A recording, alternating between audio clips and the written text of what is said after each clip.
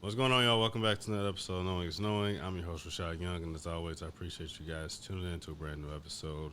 As we wrap up the new year, I wanted to honor all the guests that have joined, and I have a couple episodes I feel like you guys will. My next guest is Miss Turner. This episode was so cool to me to connect with somebody in the space of therapy, therapist herself, and really navigating just the world of mental health, all the things we can do to really empower our communities a lot better. And as therapists, how do we best navigate different things? So, if you're interested in the world of therapy or mental health or understanding how to be better within your community to be an activist or a game changer, this episode is for you. I appreciate y'all listening to this. As always, make sure to subscribe to the podcast on favorite audio platform and check out our information in the episode description. Till next time, peace. Okay. Well, thank you so much for joining today's episode. I'm super glad to have this conversation. One thing I got a chance to learn about is that you are a therapist, which I'm super excited to chat about. I am a counselor and trainer, so I'm not fully there yet, but I'm almost there. I'm almost at that next step. So I'm always super appreciative to talk to those within the same field as me. So, how are you today? I'm doing pretty good. How about you? I'm good. I'm good. I appreciate you joining. So, the first question that I ask my guests as we get to know you a little bit better is who are you to the world? I've actually never thought about that. Mhm, mhm, Who mhm. am I to the world? I guess it depends on which part of the world that is. I am, to most people, I am the a big sister, probably. So I'm the oldest of five kids. I am what they affectionately consider the bougie auntie. So I have a niece and nephew, and then I'm just that person for my friends and family. So kind of full circle, I guess, to everybody that whatever they need in that moment. Yeah, so growing up, I'm guessing you was like everybody's go-to person for like safety. So you was like everybody's therapist before you became one, yeah? Before I could get paid for it, absolutely. Absolutely. Okay, well, take me to that journey. So I know everybody's experience getting into therapy is unique. Some people they knew right away. Some people they had a crossroad in life where they took a different route. What got you into doing it? What's your area of expertise and all that good stuff? Okay. Um, so like the simple story is that from as long as I can remember, I said I wanted to be a child psychologist. I Okay. honestly have no clue how I came up with that idea because nobody in my family does anything with mental health. Um, but really, over the years, as I kind of got into like understanding it, it was really me trying to figure out the why for my own family. Mhm. So I share the story enough to know that if they ever hear it, they won't be mad at me anymore. But I say my family is what caused me to become a therapist because they're crazy. Like I needed to understand Mhm. what they were doing, what they had going on, why they were doing the stuff they were doing. Yeah. Um, so it kind of just filtered from that. So I have a bachelor's in psychology, I have a master's in community counseling, and I'm currently in a doctoral program for community psychology. So, Oh, okay. yes, Okay. How much time you got left with that program? one more year. Lord, you at the end. Oh, Yes, hey, I'm sending you all the prayers. I feel the same way. I appreciate it. It's a journey, man. And I always recognize the amount of work that is required to one to get into the space, then to be licensed, and then to get a doctoral. I can only imagine it's another layer. I guess from a doctoral standpoint, what is your ultimate goal within that space? So really my plan is to use the doctoral degree to do more consultant work. So right now, like you said, I do the therapy component of it. I do some of the supervision component of it. So it's to do more of the consultant piece. I'm really big on training people for therapy services, especially Blacks. So I've always been big on the fact that there's not a lot of people in this space that look like me, and my training for it was very interesting. So I Mhm. do not want other people to have to go through the unnecessary pieces. No, that's real. That's the biggest thing I've been told, especially for me. It's like I'm a unicorn in the space because there's not a lot of Hmm. black males in particular. So every time I share it, they're like, "Oh my god, you know how many people are gonna be reaching out to you when you're done?" And the amount of need that is needed for that. Why do you think we don't get into this space a lot more from your perspective? What is it you think that's like holding us back from becoming more clinicians in the mental health space? Um, for the most part, I think it's because we don't know about it. So I think over the last few years, of course, therapy has been like a buzzword. So more people are getting into it. But I think my biggest thing has always been Black culture is rooted in religion. And and Mhm. so when we think about religion and Black culture, we are told to pray about it and we are told to give it to God. We're not told to seek out the resources. Most of us know nothing about mental health or talk nothing about mental health unless we're deemed to be crazy. So, it's hard to give somebody something that is looked at so negative. Yeah, no, I think that's the biggest thing that I would agree with, especially the religion piece. I definitely know there's a gap in understanding. I would like to say that the younger generation, the generation I feel like I'm still in, where they're still trying to, therapy is a thing. Like it's something that we're Mm-hmm. taking a lot of pride in, and we're having those conversations and getting our parents involved and grandma involved and whoever, and their response often is, "Oh, I'm gonna just pray about it. Oh, I need to go to therapy for it." And I always ask clinicians this question in particular because now me being on the other side, I understand like on why we do it, but also like why the work is important. So for somebody came up to you and said, "Why do I need therapy?" What would you tell somebody? Like, how's it beneficial? I think the biggest benefit is having a unbiased support system. So your therapist is like your cheerleader. And depending on the type of therapist you have, like if you have a therapist like me, I am like your cheerleader, but I'm also your friend to a certain extent because I'm not your friend in real life. Right, But right. to a certain extent, our conversation just flows for the most part. So I give you that hard truth that you need to hear sometimes and that you don't want from your family and your friends, but I'm Mhm. also there to support you through the things where you don't want to tell your family and friends because you're worried about what they're gonna say and how they're gonna respond to what you're gonna say. So I don't think you come to therapy as a reaction. I think you come for preventative services, and that's what Mhm. we kind of get people more engaged at. Yeah. I got a follow-up question. It's a little controversial, but I'm always curious. Okay. Do you think it's just my theory. Do you think therapy is meant to help people heal? Or do you think they ever get to a point of healing in its completed state?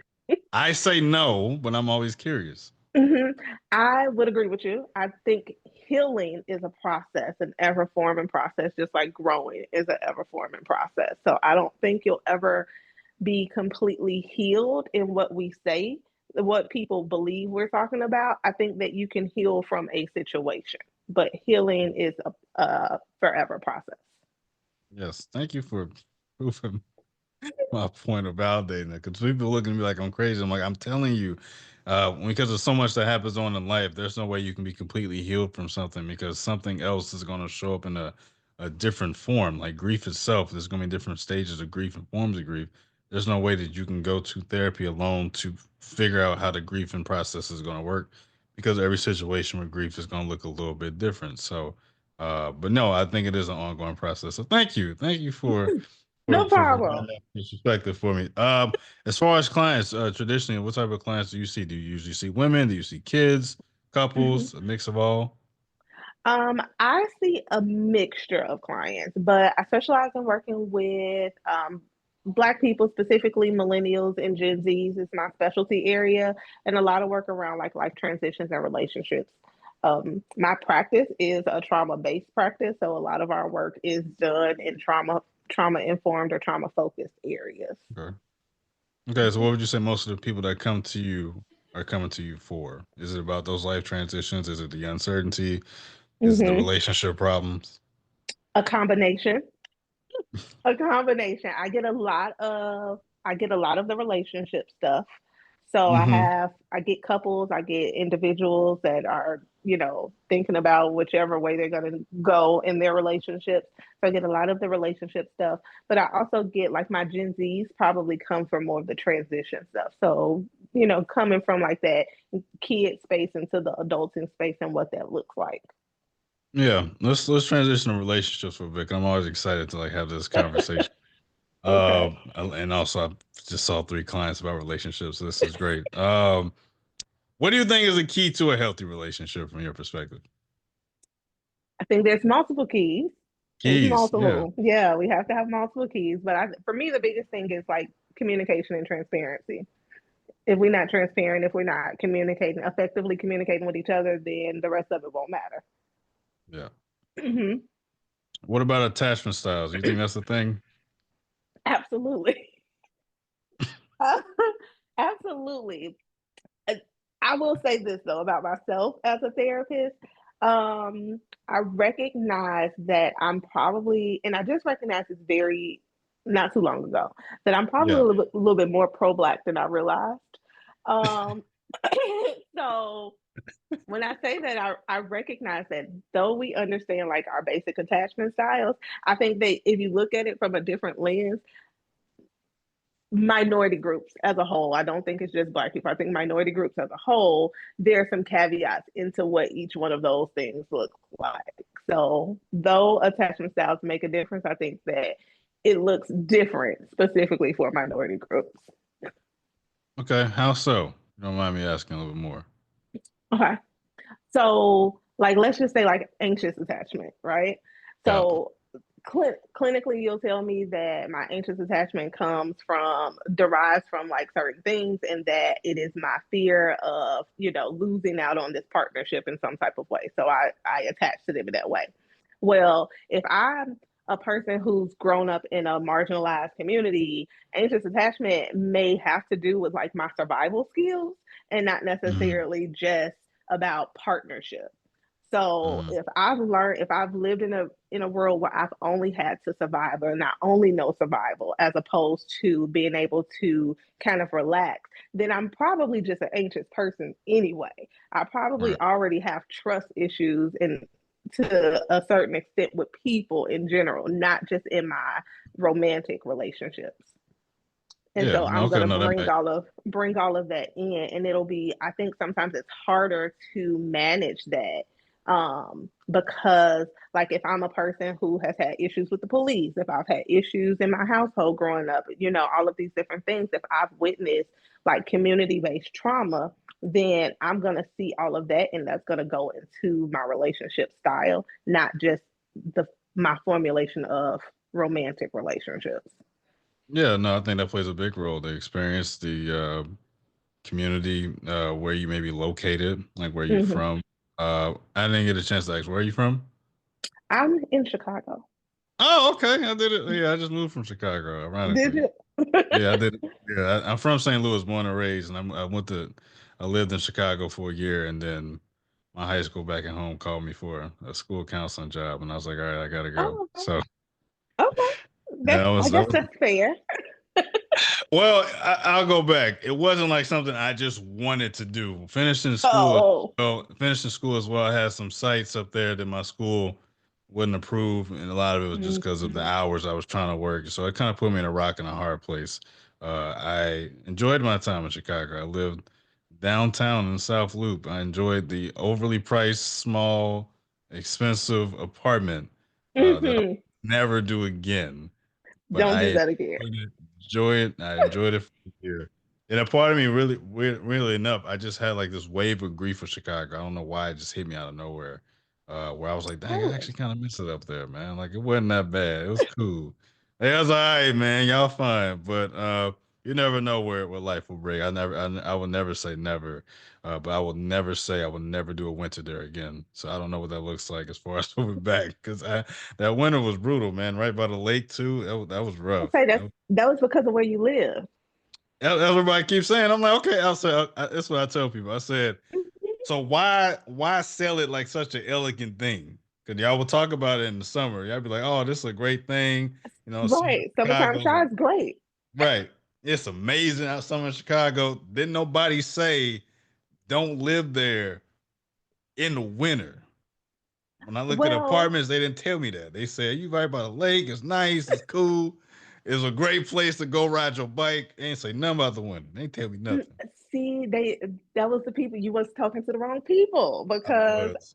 I I'm the was. person that tells you both. Like I love me a good summertime shy, and I'm born and raised here, right? So I have Okay. been here for pretty much every winter but my undergrad career. Oh, okay. Um, so I I love it here. I do not like winter though. I stay in the house in the winter time. I don't go outside if I don't have to. Nobody talks about winter here. Hey, look, hey, one thing I found out about y'all as a city, and I have a lot of respect for it. Maybe because we the same way, but St. Louis and Chicago is like night and day. Y'all love y'all city, man. Like y'all love Chicago like it is its own country. Like the amount of pride y'all have there. I will never say I don't hate it. It was a part of me that did just because I'm just not where I'm from, but Hmm. I respect that much of the fact that like y'all love y'all city like no other. Like y'all will rock it no matter what's going on. The whole city could be on fire. Yeah, I'm like, that's still my city though. Y'all love it. Absolutely. You gotta have roots. You gotta have roots and you gotta be loyal to those roots. Yeah. So there you Um, go. I'm actually curious though because Chicago is such an interesting place, and as massive as a city it is I often think it is also still very uh, segregated. One, but the other Hmm. part too is under resourced, especially in the areas of which I'm thinking of, like in the Austin area. I won't say Hyde Park too much, but even in there's some pockets of Hyde Park where I think they could be areas Hmm. of improvement. So how do you think we can bridge the gap in creating those community resources for those underserved areas, especially like in a place like Chicago? I think you have to get more understanding of the city as a whole. Like you said, Chicago is probably one of the, I don't know if it's at the top of the list for the most segregated, but it is one of the most segregated cities in the Yeah. United States.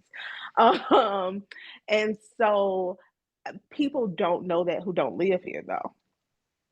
So I think people who don't live here hear about the gun violence, right? And so they believe, most people tend to believe that we like go outside and duck from bullets all day long. Yeah, yeah, All yeah, yeah. right. That's just what people's assumption of what we do every day. And I'm like, no, I don't. Nothing about me ducks a bullet as I'm walking to the store or as I'm driving, wherever I'm driving. Right. Right. So I think a lot of times it is that because that's the part that's heard about, then that's the part that people kind of zone in on. And you zone in on particular neighborhoods who have that particular crime rate. So I think bridging the gap is just about people understanding and bringing the resources into those areas. The other side to that is that the people in those areas need to be able to speak up and say what resources they need and they want. I Mm-hmm. find that becomes a big thing. As an example, Inglewood is harped on all the time about Mm-hmm. like the violence in Inglewood and things like that. There are a gazillion resources in Inglewood. People don't know it though, unless you live in Inglewood. Right, right, right. There's mental health services in Inglewood. There's medical services in Inglewood. There's resources in Inglewood because people were loud about it and then they did what they needed to do to get it. So some of these other areas have to kind of just do the same and enforce the issue. Yeah, no, I think that makes sense. Yeah, I think the biggest thing is these places do have resources. I guess that's a valid point. So they do have them. How many people are utilizing them? I think Hmm. that's another conversation. 'Cause, yeah, now the more I think about it, it's like, yeah, no, there actually are places for people to kind of get those resources. They're just not taking advantage of it, which is Hmm. really unique. And so, it's I don't know. Chicago, like I said, it's a very interesting place to me. It is because unfortunately, I hate the stereotype that you feel like you got to go outside and you got to duck your head. And maybe because Hmm. I'm from, like I said, maybe because I'm from here, from St. Louis, like the violence I feel like is probably more talked about because we are a significantly smaller city. And it's Hmm. often the mentality of when you go here, you got to have your head on the swivel. And while you do, it's like there's several areas and pockets where it's kind of like it's not. I don't like that. You know what I mean? Like Hmm. it's a little disheartening, and especially in the past 24 hours because we just had a very significant tornado which hit all of the I would say more of the black areas in St. Louis and like the north side, the Okay. west side, and so a lot of people homes and stuff were affected.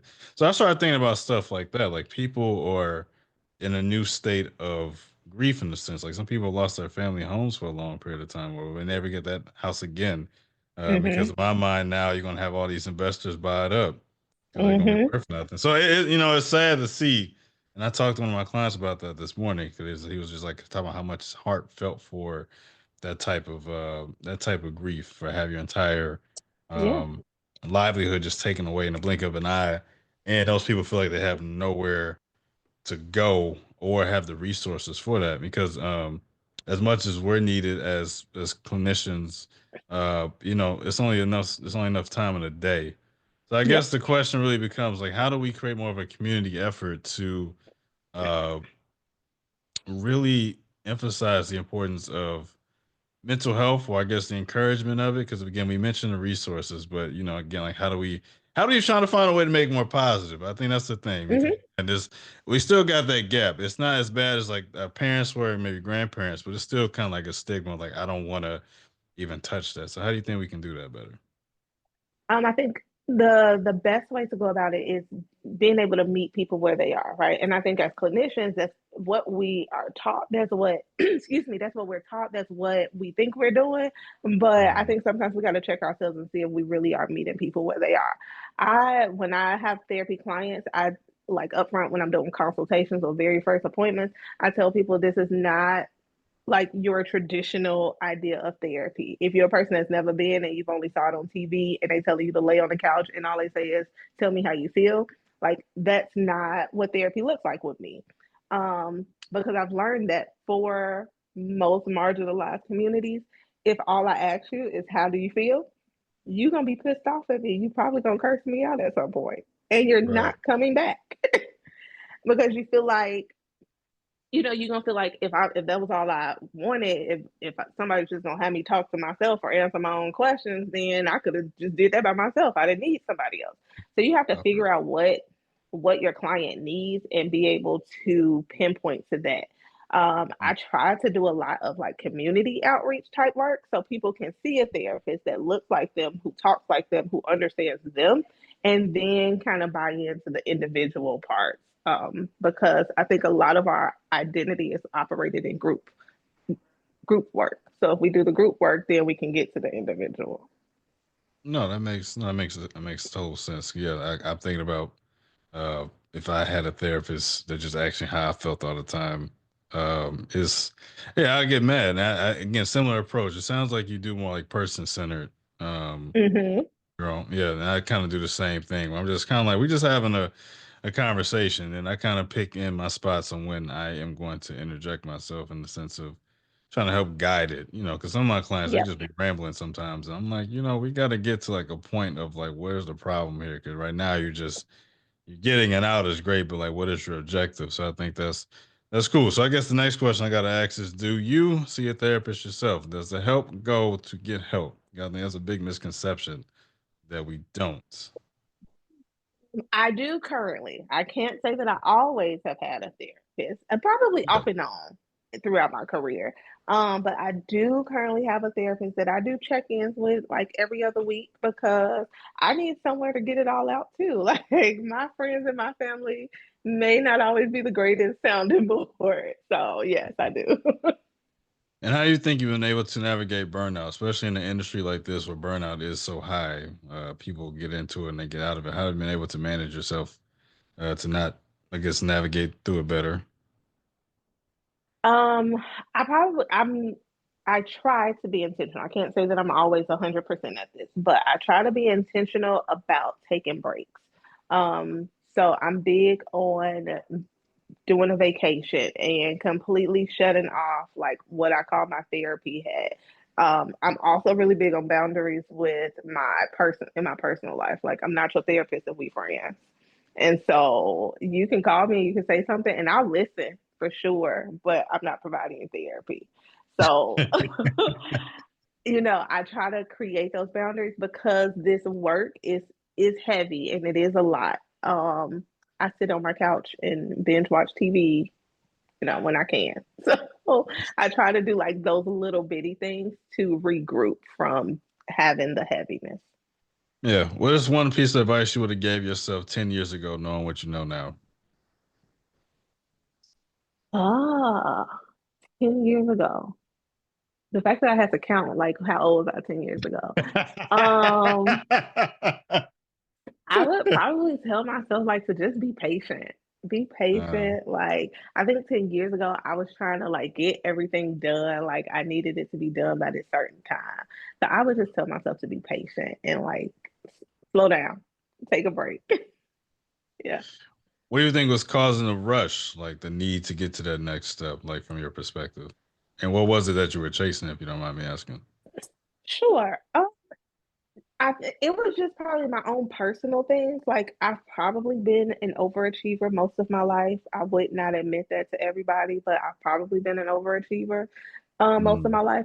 So it was kind of just checking the boxes. Like this was the idea I had for my life, and so I need to just check the boxes. Um, and then I think for most people, 10 years ago, I was not 30 yet. So I think I had this idea that by the time I turned 30, I needed to have these particular things done. mm. And it was like in personal life and career. So like career wise, I was like I needed to be. I think I was just almost finishing up with school. I had just finished my master's degree at that point. So finishing up a master's degree, I'm like, I got to get these clinical hours. I got to get this so I can get this exam done so I can get to the next step. Like all the pieces there. And then in personal life, it was like, you got to, be married and you got to have all the things. You got to have the right house and the picket fence and all the things. So it was rushing to get to those things. Yeah, that chase of completion. I feel like everybody Hmm. does that before they turn 30. I don't know. I just turned 30 a couple weeks ago.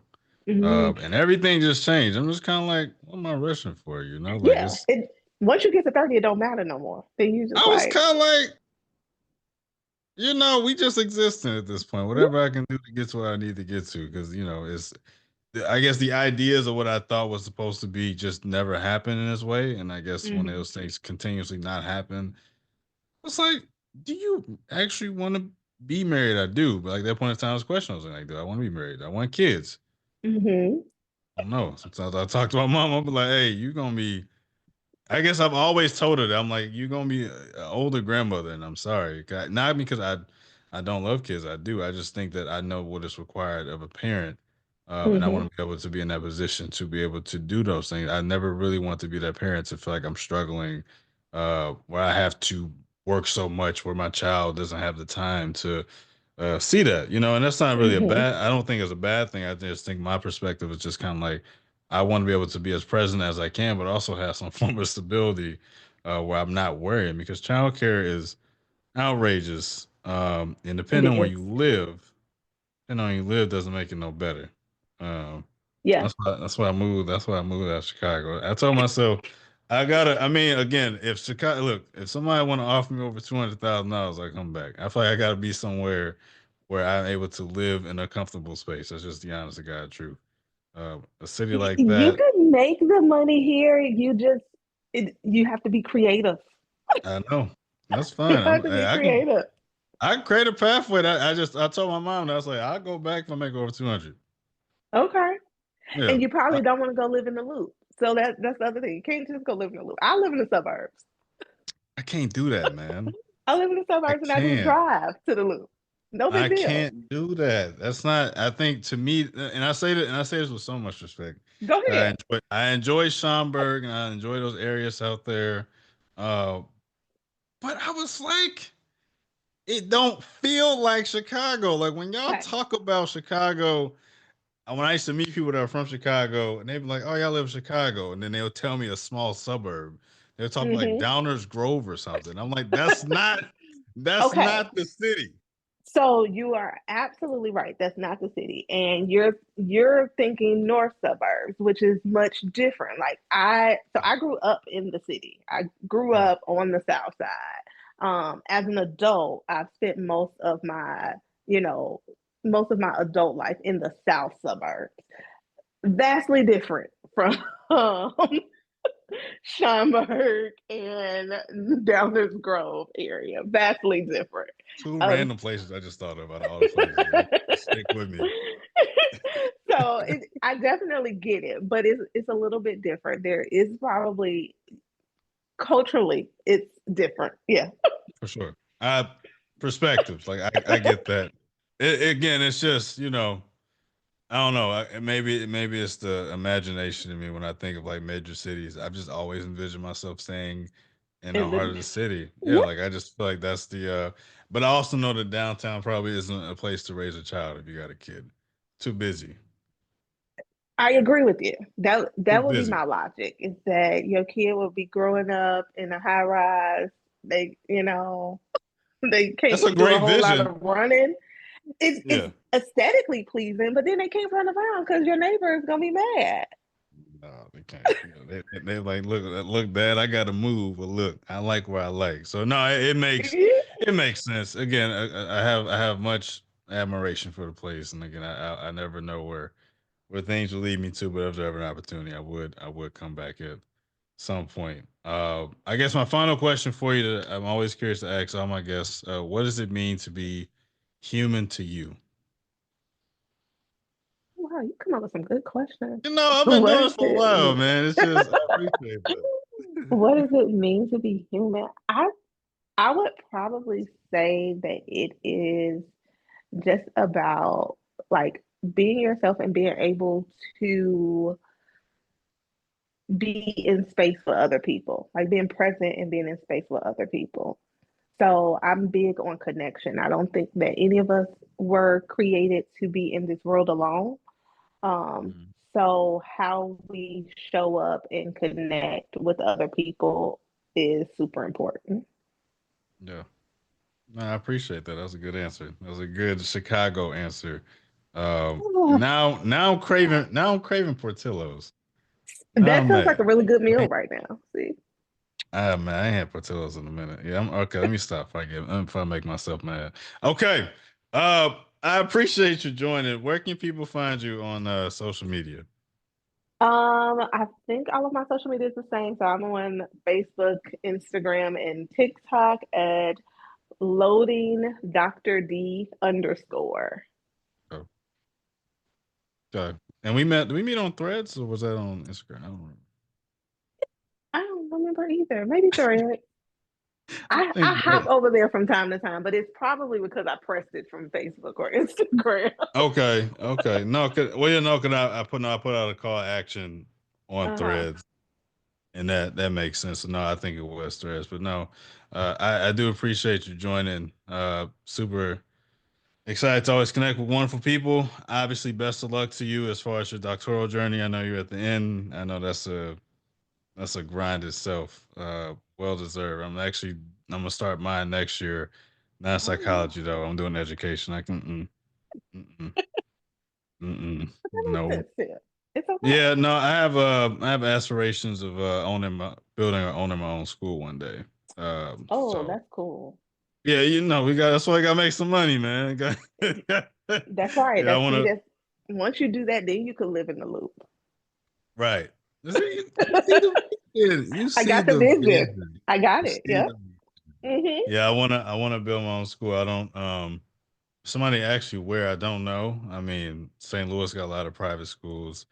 I'm very proud of the school that I work at that I went to. So I don't know if I ever want to compete with that, but it's just always a need for a place. Wherever God will lead me to, if that's ever the opportunity, I want to just build a school, man. I think schools gotta change. Social economic, social emotional needs to Hmm. be implemented in the schools. Building the entire whole student needs to be put into schools. I'm tired of institutions creating schools based off of kids learning basic core subjects that they can use Chat GPT for. Absolutely. Absolutely. If So I had ChatGPT when I was a kid, I would be a genius. yeah, I've been at Harvard, man. We've been everywhere, you know. So that's the thing. It's like how do we create that a healthier space and also make it accessible. Like when I think of Chicago, it's Yeah. the last thing I'll say. I think of Chicago, like you think of those premier schools like Whitney Young or like a St. Hmm. Ignatius or like a Loyola. Like every kid, well even though Loyola's like Evanston, that's all the way up there. That's not really in Chicago either. But those are considered like premier schools, right? Where a lot of Hmm. kids, most of those kids, especially how y'all. Last thing I'll say, another last thing I'll say, how y'all do y'all school selection process for high school is so backwards. I don't like the lottery style system. Uh, it's I'm agreeing with you. it's fair, but it's also not because we got to keep it a buck. It's like we know how selection processes work. So I used to work. Hmm. You ever heard of Chicago Jesuit Academy? I don't kind of work there no more. Hmm. Yeah, Yep. okay, that's why. Yeah, I worked there. I worked there last year. That's what I said. Which I loved. I love CJ. CJ was a great school. It had nothing with the school. I don't think I'll ever find another school like CJ. But I learned a lot in that year about Chicago public schools, um, and just the whole process. And I'm like, this is a problem. Um, I will say that has not always been the process. no, And this is well, probably dating myself, but when I went to high school, um, and I actually ended up not going to a CPS school for high school, but I got into the CPS schools that I tested in, which was Jones. It was called Jones Commercial at the time, but it was you Jones talking Jones, Preparatory now. Jones Prep in Mhm. downtown? Yes. Okay, so yeah, good school. Yeah, I'm Yeah, sure. so like one of at that time it was like one of the top schools. Like Whitney Young Jones Prep was like kind of in that same Yeah. line. One I A, don't one really B. know what yeah, I don't know where their stats are now, but it was not the same process as it is now. Like they've added all of these extra caveats to it, which does make it difficult. And I think it's crazy, but it also speaks to Chicago's ideals around, or our very silent ideals around segregation. Yeah, that's all it is. We're not Yeah. gonna talk about that. People I still know still work at these places. Just in case, I might call them and I'm looking to go Yeah. So, somewhere. I so remember what you yep. said. Remember You what you can't be said. talking about their schools out there now. I don't Nah, have kids, so I can talk about their schools. look, all y'all have great institutions. I'm just expressing my opinion on how y'all operation works. Because it's not right, but it's okay. I get it. Well, anyways, thank you again so much. No For those problem. who are Thank you. listening and will be listening, make sure to subscribe to the pod on favorite audio platform. I'll put our information in the episode description. As always, it's been great. Until next time, peace.